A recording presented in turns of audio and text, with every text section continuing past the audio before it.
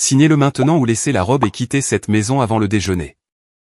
Ma future belle-mère, Lilian Val, a dit cela tandis que ses amis se passaient encore des assiettes en cristal remplies de fruits et de saumon fumé autour de la table comme si nous étions au milieu de quelque chose de civilisé.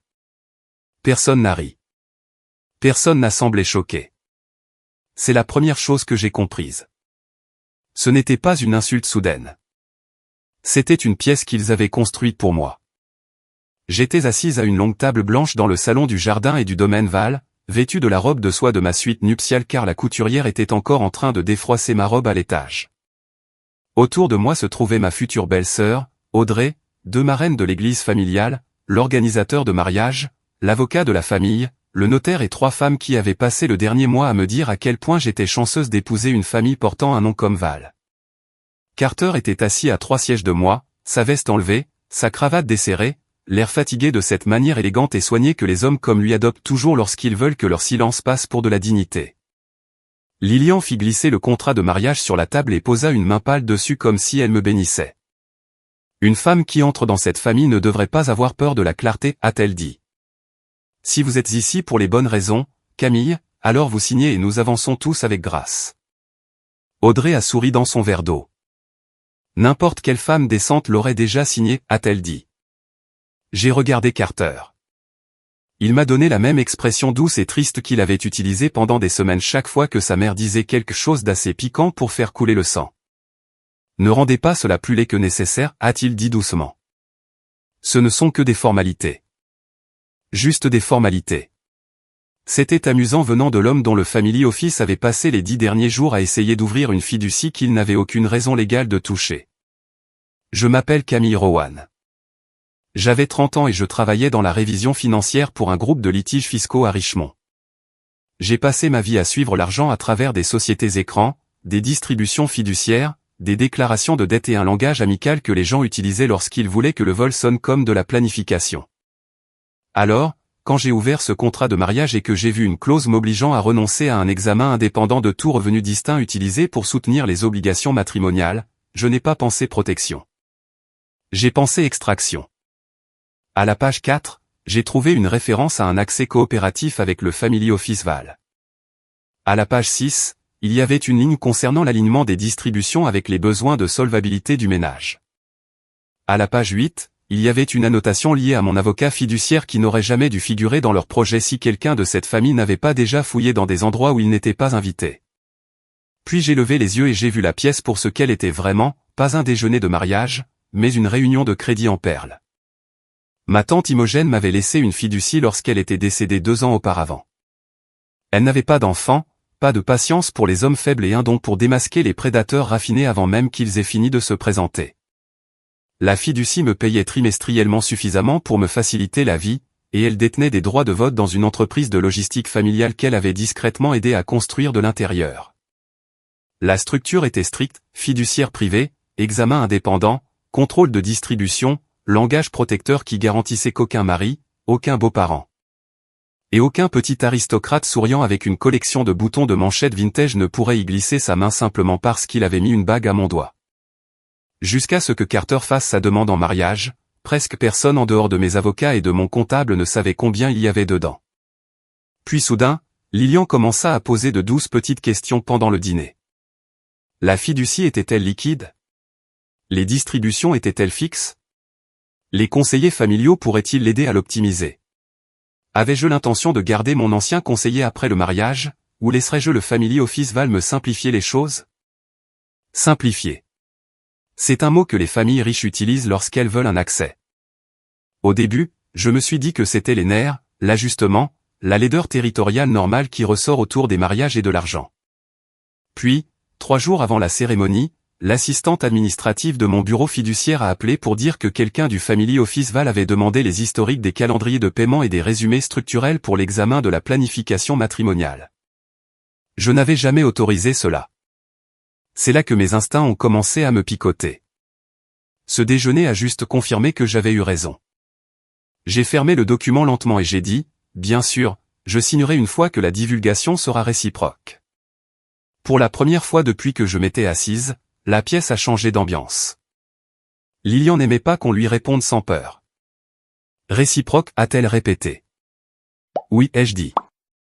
Si votre accord s'étend aux distributions fiduciaires protégées et au traitement des revenus futurs, alors j'aurai besoin d'une divulgation complète de la liquidité, des obligations de dette, de l'exposition aux prêts à court terme. Et de toute communication antérieure avec des tiers qui auraient fait référence à ma fiducie ou à tout accès post-mariage à celle-ci. L'une des marraines a arrêté de mâcher. Audrey a ri doucement. C'est exactement ce que Carter voulait dire, a-t-elle dit. Vous faites tout sonner comme une enquête fédérale. Carter s'est penché en avant. Camille, s'il vous plaît. Nous essayons d'éviter les drames. Non, ai-je dit. Vous essayez d'éviter la divulgation. Lilian m'a regardé longuement. Puis, parce qu'elle était trop fière pour admettre que quoi que ce soit concernant sa famille devait rester caché à une mariée qu'elle considérait socialement inférieure, elle a souri. Très bien, a-t-elle dit. Si c'est ce qui vous aide à vous sentir en sécurité, nous pouvons faire cela correctement. Correctement. Le mot a atterri comme un parfum, excessif. J'ai hoché la tête, refermé l'accord et l'ai repassé sur la table. Bien, ai-je dit. Alors faisons-le correctement. Cela aurait dû ressembler à une petite victoire. Ce ne fut pas le cas. C'était comme le clic d'une trappe s'ouvrant quelque part sous des parquets lustrés. Quand le déjeuner s'est terminé, Audrey m'a frôlé dans le couloir et a murmuré, « Vous essayez très fort de paraître importante aujourd'hui. » J'ai souri. Non, ai-je dit. J'essaie très fort de paraître chère. Elle n'a pas aimé cela. Bien. À l'étage, j'ai trouvé ma suite nuptiale à moitié dépouillée. Mes fleurs avaient été déplacées. Ma robe avait disparu. Mes chaussures avaient disparu. La robe suspendue au fauteuil n'était pas la mienne. Une femme de chambre que je n'avais jamais vue auparavant m'a dit que Madame Val voulait que je sois déplacé dans la chambre d'amis bleus pour le reste de l'après-midi car la suite principale devait être préparée pour les photos de famille. Préparée. Il est toujours étonnant de voir à quelle vitesse les femmes comme Lilian commencent à vous traiter comme du personnel dès qu'elles pensent que le mariage est trop proche pour que vous puissiez vous enfuir. Je les ai laissés me déplacer. C'est la partie que les gens ne comprennent jamais à propos de ce genre de vengeance. Vous ne gagnez pas en combattant chaque insulte. Parfois, vous gagnez en reculant exactement aussi loin que votre ennemi le souhaite, afin qu'elle ne puisse pas sentir le bord de la falaise vers laquelle elle marche. Carter est venu dans la chambre bleue vers 17 heures.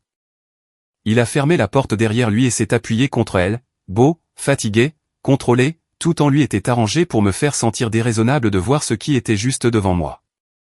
Vous avez embarrassé ma mère, a-t-il dit. Non, ai-je dit. Votre mère s'est embarrassée elle-même. Il a expiré par le nez. Elle a peur. Cela m'a presque fait rire. De moi, de ce que les gens pensent, de ce qui se passe si cette famille a l'air négligente avec l'argent juste avant un mariage public. Nous essayons de protéger tout le monde, Camille. Tout le monde. C'était un beau mensonge. Si vous protégiez tout le monde, ai-je dit, mon bureau fiduciaire n'aurait pas les empreintes de votre family office partout dessus. Son visage a changé. Seulement un peu, mais suffisamment. Vous réagissez de manière excessive, a-t-il dit.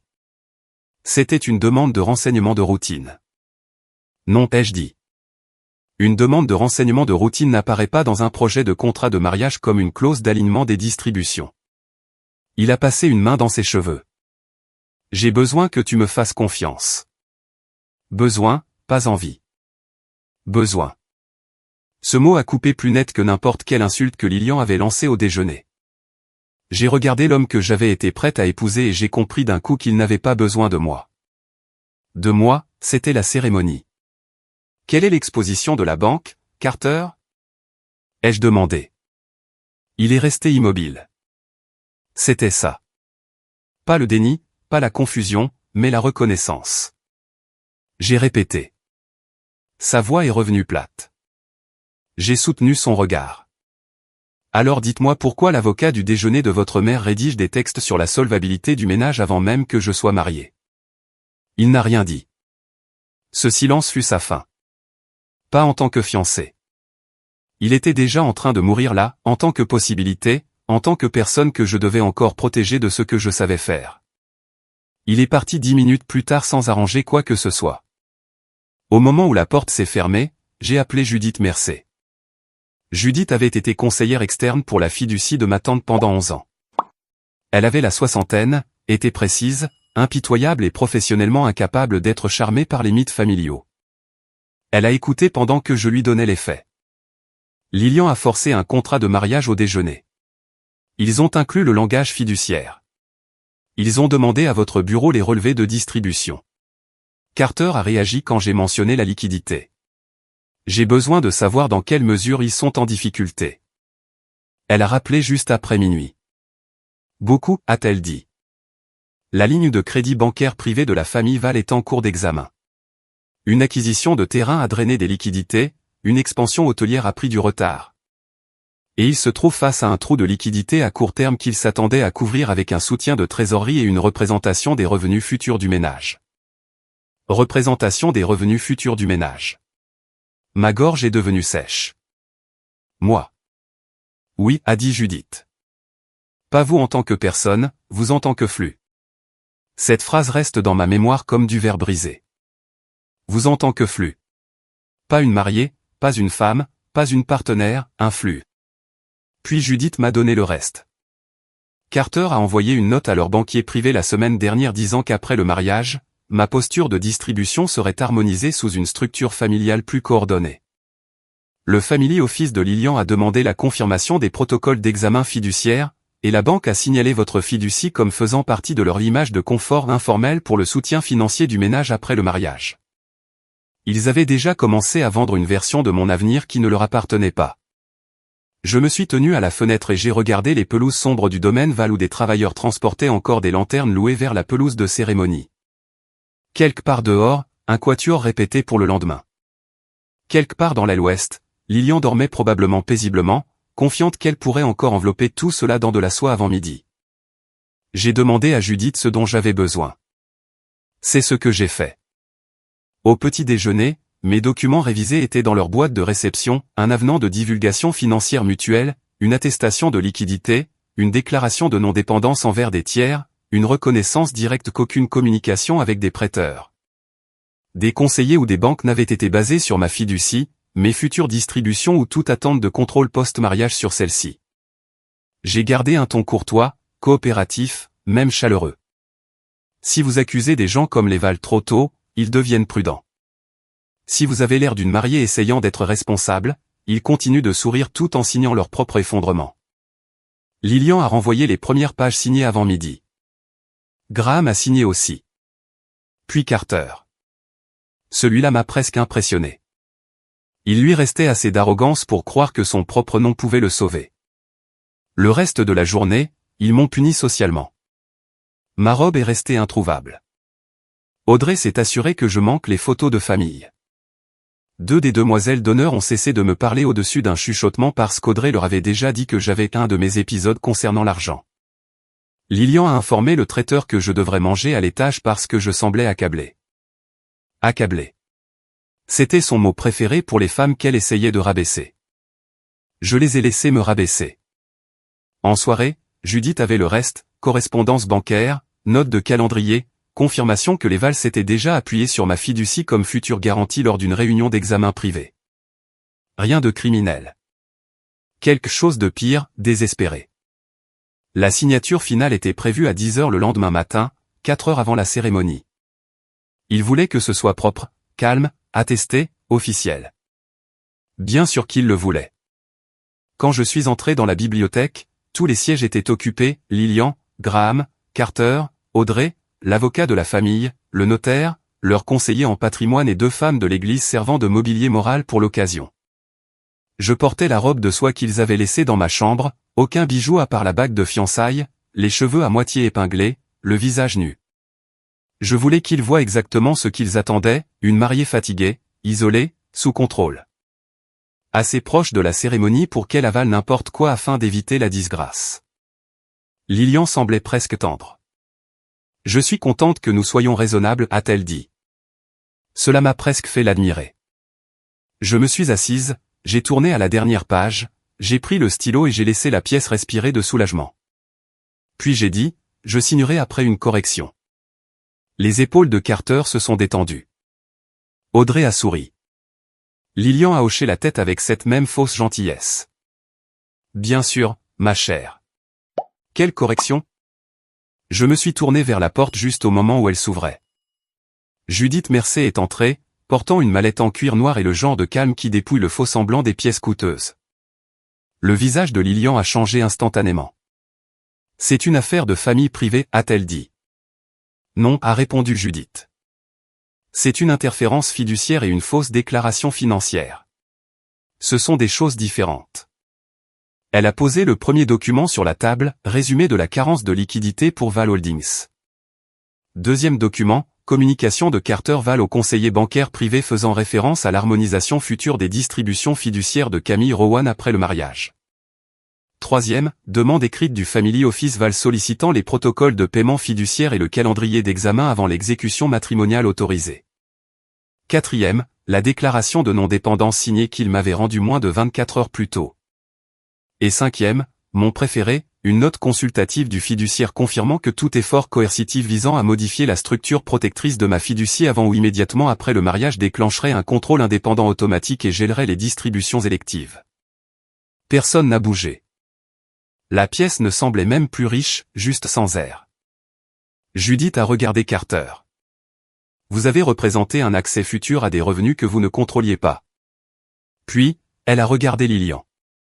Vous avez rédigé des documents contournant des distributions protégées tout en signant simultanément une certification qu'aucun prêteur ou conseiller ne s'était appuyé sur celle-ci. Puis elle a regardé le conseiller en patrimoine qui s'était soudainement fasciné par le grain de la table.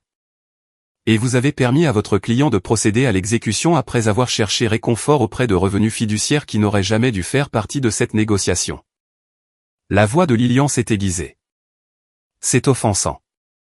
Non, ai-je dit. L'offense était le déjeuner d'hier. Ceci est de la comptabilité. Carter m'a regardé comme s'il venait seulement de comprendre ce qui s'était passé. Vous avez planifié cela. J'ai secoué la tête. Non. Vous l'avez fait. J'ai juste lu ce que vous avez écrit.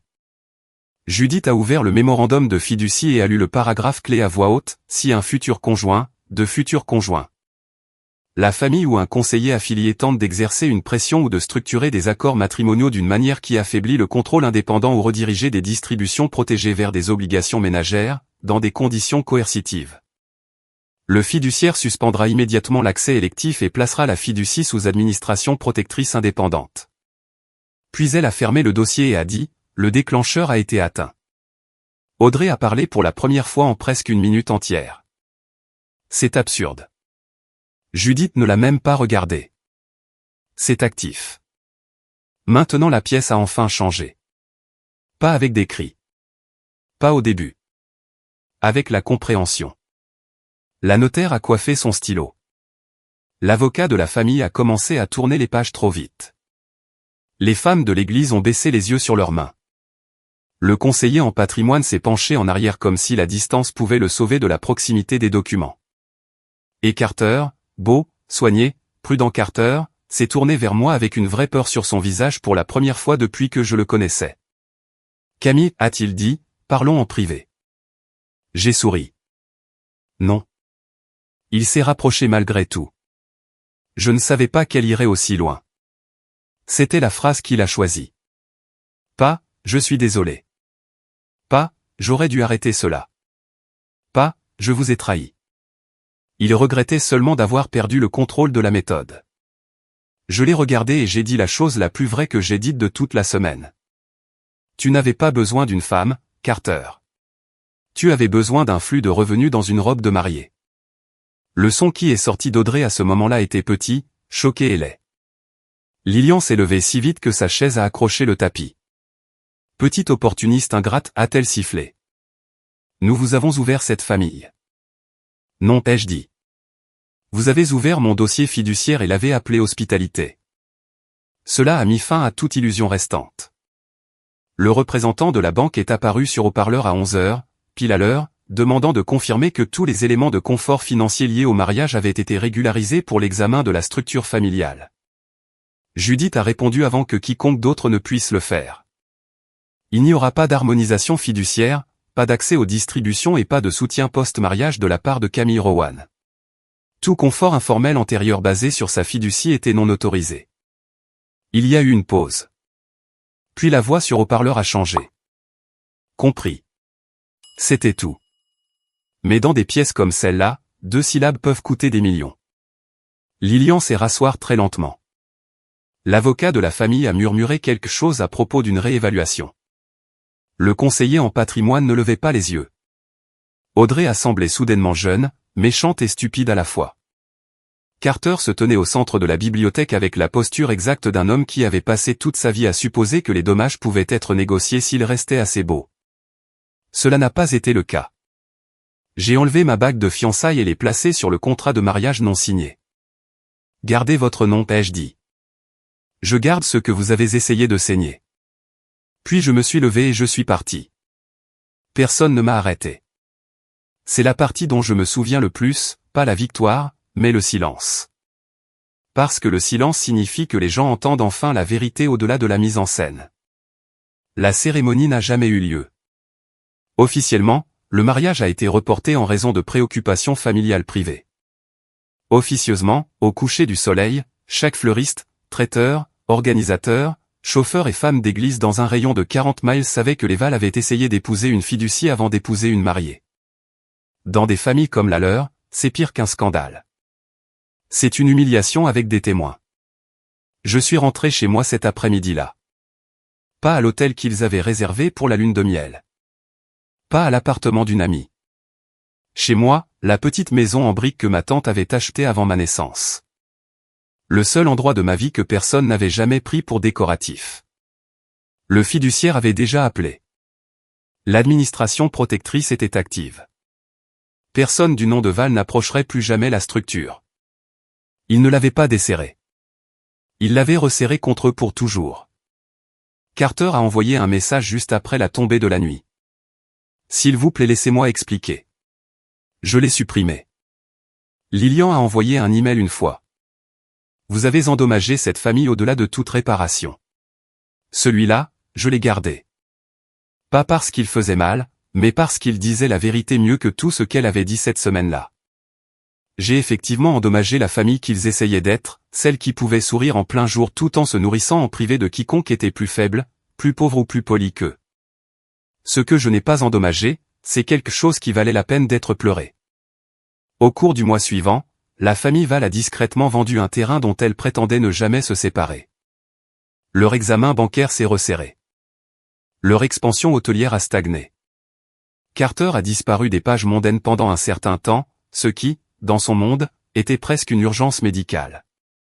Audrey a posté 3 photos sur la guérison et la grâce familiale avant que quelqu'un ne lui dise finalement d'arrêter. Lilian a envoyé un dernier message par l'intermédiaire d'une connaissance commune, disant qu'elle espérait qu'avec le temps je regretterais d'avoir choisi la fierté plutôt que l'appartenance. Je n'ai jamais répondu parce que la fierté n'a jamais été le problème. L'appartenance l'était. Elle voulait que j'appartienne à leur manque, à leur image, à leurs besoins, à leur ensemble.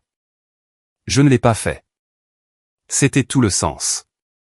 Les gens pensent toujours que des histoires comme celle-ci sont une question de vengeance. Parfois, c'est le cas. Mais parfois, elles sont une question de refus de conversion.